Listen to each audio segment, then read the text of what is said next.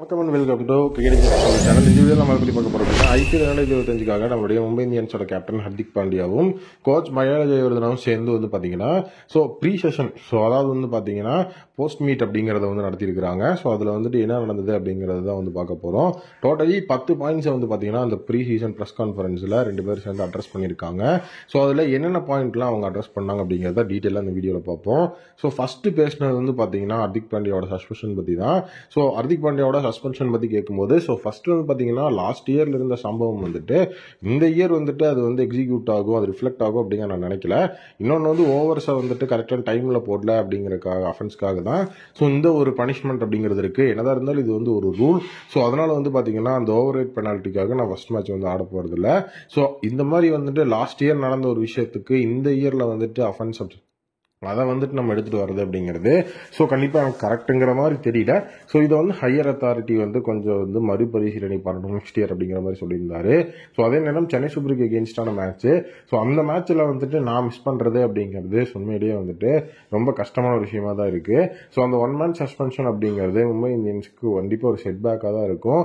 எங்களோட IPL 2025 கேம்பெயினே பார்த்தீங்கன்னா ஒரு ஃபுல் டைம் கேப்டன் அப்படிங்கிற மாதிரி நான் இல்லாமல் இருக்கிறது ஒரு கஷ்டமாக இருந்தாலும் எங்ககிட்ட நிறைய கேப்டன்ஸ் இருக்காங்க. ரோஹித் சர்மா, சூரியகுமார் யாதவ், அதுக்கப்புறம் பும்ரான்னு. இந்த இடத்துல பார்த்தீங்கன்னா கேப்டன்சி ஆப்ஷன்ஸ் எங்கள்கிட்ட நிறையா இருக்குது. அதனால் ஒன்றும் பிரச்சனை கிடையாது. நாங்கள் கண்டிப்பாக நல்ல ஒரு இம்பாக்டை கொடுத்து ஸ்ட்ராங்காக கம்பேக் கொடுப்போம் அப்படிங்கிற மாதிரி சொல்லியிருந்தாரு. செகண்ட் பாயிண்ட் சூரியகுமார் யாதவ் அந்த இடத்துல CSK எகெயின்ஸ்டான மேட்ச்சில் கேப்டன்சி பண்ண போகிறார் அப்படிங்கிறத பாண்டியாவே பார்த்தீங்க அப்படின்னா நீட்டாக அந்த இடத்துல கன்ஃபார்ம் பண்ணியிருந்தாரு. சூரியகுமார் யாதவ் தான் CSK எகெயின்ஸ்டான மேட்ச்சில் கேப்டன்சி பண்ண போகிறாரு அப்படிங்கிறது இப்போ அஃபிஷியல் ஆயிடுச்சு. ஹர்திக் பாண்டியா பார்த்தீங்கன்னா ஓப்பனிங் மேட்ச் மிஸ் பண்றதுனால அந்த இடத்துல அந்த ஒரு மேட்ச்க்கான கேப்டன்சி அப்படிங்கறத அவர் எடுத்துக்கிறாரு.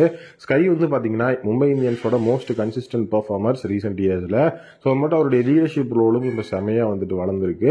இன்டர்நேஷனல்ல நம்மளுடைய டீம் இந்தியாவுக்கு T20 சைட்ல அவர் தான் கேப்டன். இது ஒரு மிகப்பெரிய குரூஷியல் ஆப்பர்ச்சுனிட்டி. அவருடைய அந்த ஒரு பெர்ஃபார்மன்ஸையும் அவருடைய டாக்டிக்கல் எபிலிட்டிஸ் எல்லாத்தையும் பிக் ஸ்டேஜ்ல காமிச்சு அவர் அவரை ப்ரூவ் பண்ணிக்கிறதுக்கு பாத்தீங்க அப்படின்னா இது ஒரு நல்ல ஒரு ஆப்பர்ச்சுனிட்டி. இப்போ சூரியகுமார் யாதவ் இந்த ஆப்பர்ச்சுனிட்டியை செமையா யூஸ் பண்ணுவாரு அப்படிங்கிறது தான் என்னுடைய ஒப்பீனியனாகவும் இருக்கு. லீடர்ஷிப் ரோல்ஸ் ஆப்பர்ச்சுனிட்டிஸ்னு வரும்போது கண்டிப்பா ஸ்கை அதை விட மாட்டாரு. அது மட்டும் இல்லாமல் பார்த்தீங்கன்னா சூரியகுமார் யாதவோட அக்ரெசிவ் அப்ரோச் அண்ட் லீடர்ஷிப் ஸ்கில்ஸை மிகப்பெரிய லெவலில் நான் ட்ரஸ்ட் பண்றேன். மும்பை இந்தியன்ஸை வின் பண்ண வைப்பார் CSK எகெயின்ஸ்டா. அந்த நம்பிக்கை எனக்கு இருக்கு அப்படிங்கிறதையும் ஹர்திக் பாண்டியா அந்த இடத்துல சொல்லியிருந்தாரு. நெக்ஸ்ட் பார்த்தீங்க அப்படின்னா ஹர்திக் பாண்டியா அவங்களுடைய ஃபேன்ஸுக்கு ஒரு மெசேஜ் கொடுத்திருந்தாரு. அது என்ன அப்படின்னா அதுதான் அந்த பிரஸ் கான்ஃபரன்ஸ்லேயே ஒரு மிகப்பெரிய ஸ்டாண்ட் அவுட் மூமெண்டாகவே இருந்தது. அந்த ஒரு மெசேஜ் என்ன அப்படின்னா நீங்க எதுவுமே பண்ண தேவையில்ல, சியர் பண்ணுங்க, என்னை சப்போர்ட் பண்ணுங்க. நான் டாஸுக்கு போகும்போது என்னை சப்போர்ட் பண்ணுங்க, எனக்கு சியர் பண்ணுங்க. நான் பேட்டிங் போகும்போது என்னை சப்போர்ட் பண்ணுங்க. நான் 6 அடிக்கும் போது எனக்கு சியர் பண்ணுங்க. இது மட்டும் பண்ணிட்டு அந்த இடத்துல என்ன நடந்தாலும் சியர் பண்ணீங்க அப்படின்னா அந்த இடத்துல நம்ம தான் பெரிய டீமா தெரியும். கிரிட்டிசிசம் அப்படிங்கிறது வேற, சியர் பண்றது அப்படிங்கிறது ஃபேன்ஸ் நீங்க சியர் பண்ணீங்கன்னா ஒரு எனர்ஜி டீமுக்குள்ள இருந்துகிட்டே இருக்கும்.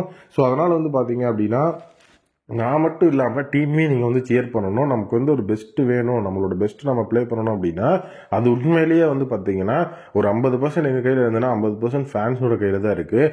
நீங்கள் பண்ணுற சியர் தான் எங்களுக்கு ஒரு மிகப்பெரிய என்கரேஜ்மெண்ட்டாக இருக்கும் அப்படிங்கிற அந்த விஷயத்த சொல்லியிருந்தாரு. உண்மையாகவே அது நல்ல விஷயம் தான். ஏன்னா லாஸ்ட் இயர் மும்பைக்கு அது நடக்கவே இல்லை. இந்த வருஷம் ஃபேன்ஸ் அதை கண்டிப்பாக மாற்றிக்கணும் அப்படிங்கிற மாதிரி விஷயம் சொல்லியிருந்தாரு. இது ஒரு ஸ்டாண்ட் அவுட் மூமெண்ட்டாக இருந்தது.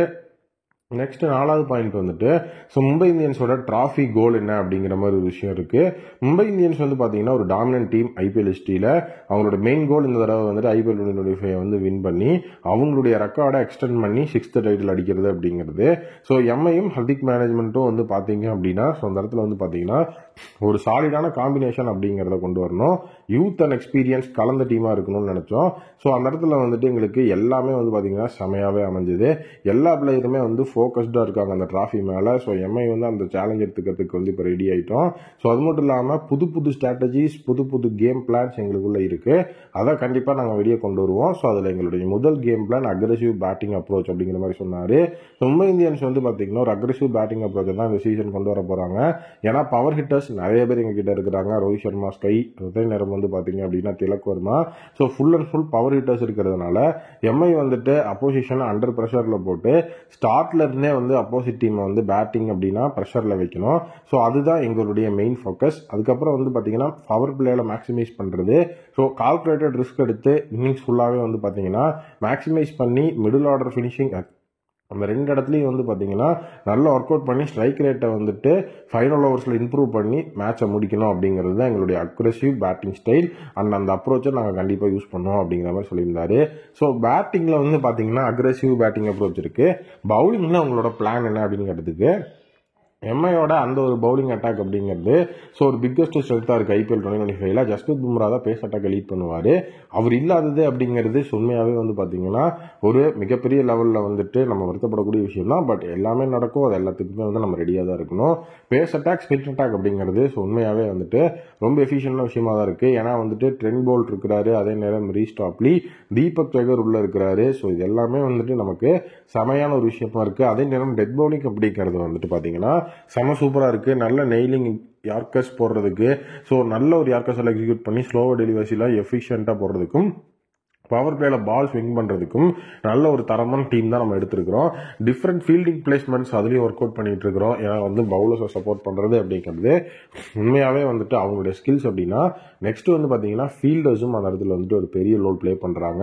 அதனால் அந்த இடத்துல ஒர்க் பண்ணியிருக்கிறோம். ஸோ அதனால் பவுலிங்கும் செம ஸ்ட்ராங்காக தான் இருக்குது. ஸோ பேட்டிங் பவுலிங்கில் ரெண்டுலேயுமே செம சூப்பராக ஒர்க் பண்ணிட்டு இருக்கிறோம் அப்படின்னு சொல்லியிருக்காரு. ஸோ அடுத்தது மும்பை இந்தியன்ஸோட நியூ பிளேயர்ஸோட ரோல் என்ன அப்படிங்கிற மாதிரி கேட்டதுக்கு மும்பை இந்தியன்ஸ் ஸோ டோட்டலி வந்து பார்த்தீங்கன்னா ஸ்குவாடை செமையாக ஸ்ட்ரென்தன் பண்ணியிருக்கோம். புது அடிஷன்ஸ் அப்படிங்கிறது நல்லா இருக்கு. Young allrounders and impact players depth add பண்ணியிருக்கோம் ஸ்குவாட்ல. ஸோ இவங்களோட ரோல்ஸ் அப்படிங்கிறது பேஸ்ட் ஆன் சிச்சுவேஷன் தான் அனலைஸ் ஆகும். அவங்க எல்லாத்துக்கும் இனஃப் சான்சஸ் கொடுத்து அவங்களுடைய பெஸ்ட்டை வெளியே கொண்டு வரணும். ஸோ டீமோட சக்ஸஸ் வந்து பார்த்தீங்கன்னா எல்லா பிளேயர்ஸோடும் ஸ்டெப் அப் ஆனால் தான் முடியும். ஸோ அதாவது ஒரு ரைட் டைமில் எல்லாருமே ஸ்டெப் அப் ஆனால் தான் டீமோட சக்ஸஸ் இருக்குது. அதனால் எல்லாருமே பெர்ஃபார்ம் பண்ணணும். ஸோ அவங்களுடைய பெர்ஃபார்மன்ஸுக்கு தான் இப்போ நாங்கள் ஹெல்ப் பண்ணிருக்கோம். ஸோ புது பிளேயர்ஸோட ரோல் அப்படின்னு சொல்லி இதுக்கு மேலே கிறிஸ்டல் கிளியராக எதுவும் சொல்லி எங்கள் ஸ்ட்ராட்டஜியை நான் வெளியே சொல்ல விரும்பல அப்படிங்கிற மாதிரி சொல்லியிருந்தாரு. ஸோ நெக்ஸ்ட் வந்து ஹர்திக் பாண்டியாவோட லீடர்ஷிப் ஸ்டைலு. ஸோ அதாவது லீடர்ஷிப் ஸ்டைல் அப்படிங்கிறத கேட்கும்போது டீமோட ஃபர்ஸ்ட் அப்ரோச் என்ன அப்படிங்கிறது தான் மெயினாக நான் வந்து இங்கே மென்ஷன் பண்ணணும்னு நினைக்கிறேன். எல்லா பிளேயருமே வந்து பார்த்தீங்க அப்படின்னா இந்த மேட்ச்சில் இந்த மாதிரி பண்ணலாம் அப்படின்னு ஒவ்வொருத்தருக்கும் ஒரு ஐடியாஸ் இருக்கும். ஆஸ் அ கேப்டனாக வந்து பார்த்தீங்கன்னா அது எல்லாத்தையும் கேட்டு டீமோட ஃபர்ஸ்ட் அப்ரோச் என்னவா இருக்கணும்னு டிஸ்கஸ் பண்ணி ஸோ அதுதான் அந்த இடத்துல கொண்டு வரணும்.